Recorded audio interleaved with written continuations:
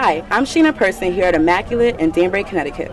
The greater city of Danbury has always been known to be a sports town, with the Danbury Hatters, Immaculate, and other high school teams, Western Connecticut State University, and City League teams that play at Danbury Powell and the War Memorial. Danbury is really huge on football, and being that Connecticut is a tri-state and New England state, there's a huge divide in Danbury amongst NFL teams, the New England Patriots, the New York Giants, and the New York Jets. But Lloyd Dodson of Richfield, Connecticut brought us something different. He brought us the minor league football team, Western CT Militia.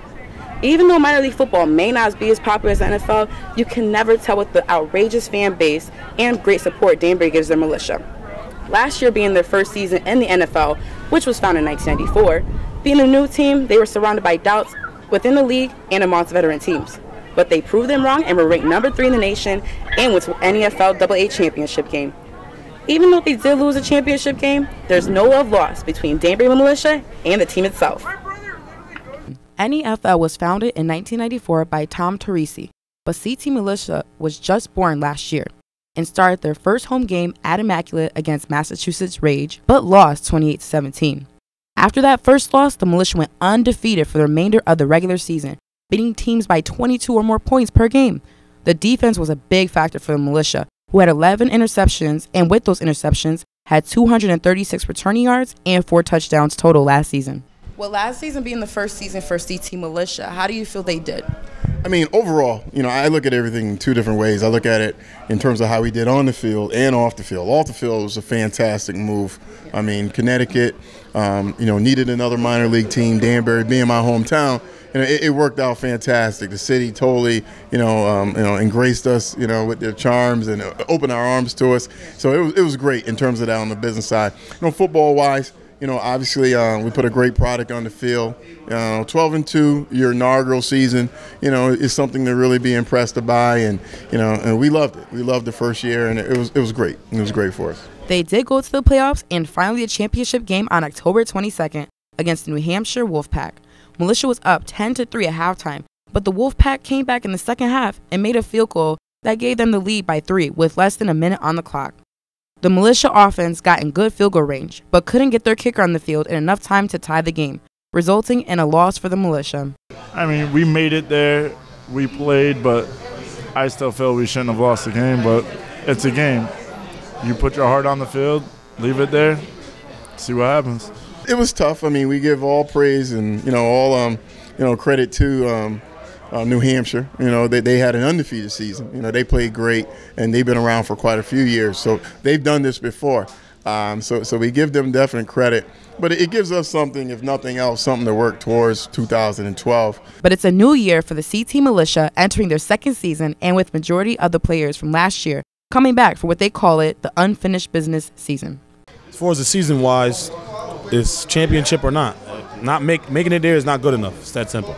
The preseason schedule has already been established, as well as registration for the new players who want to join the team.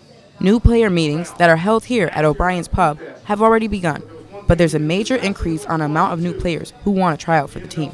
How do you feel with the confidence, with the upcoming season with the new players and former players?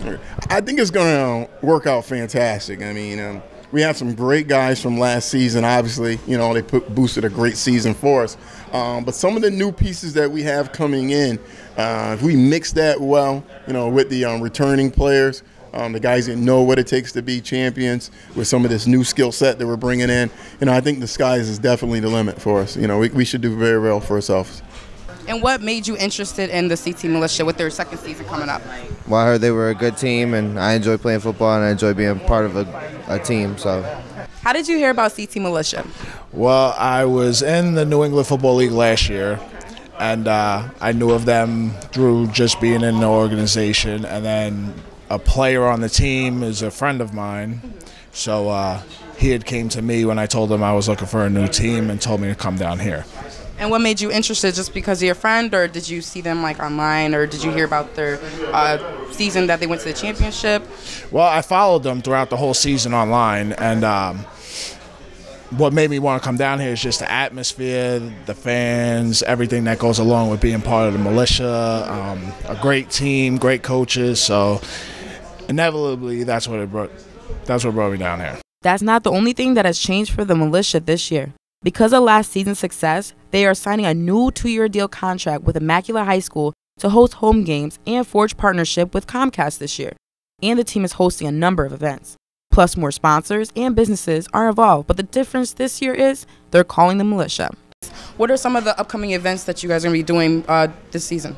Well, I tell you this, we've renewed every sponsor from last year. We had 24 sponsors from last year throughout the area, and even in getting into Brewster, New York. So we renewed every one of those, which is fantastic for us, and we're looking to bring in some big guns, most namely Comcast Cable, which is a big feather in our cap. And what also has changed for the Militia is the built brotherhood between teammates, coaches, and staff. A lot of us, I hang out with quarterback Kevin Oberg, sometimes doing workouts, receivers I hang out with. I mean, it's a bunch of guys I hang out with. So, as far as me, I take both of my sons out, Michael Forrest and Rich Zulig. I take my sons out and take them to the park and have a good time. They're on the team, but I'm their father. This is where CT Militia will start having their practices this May here at Newtown Youth Academy, where they'll be doing drills, going over plays, having fun building friendships, and even better, making a bigger and badder football team. And as you can see, with this hat, poster, and t-shirt, they made a great impression with businesses, corporations, kid programs, and nonprofit organizations throughout Danbury, getting more deals, more sponsors, appearances, and the opportunity to create events themselves due to last season's success. I'm a big football fan, and if you are too, I'm sure you're missing it just as much as I am. But I'm definitely sure I'll see you at Immaculate in the stands this summer for what the team calls it CT Militia's Unfinished Business 2012 season. Go Militia!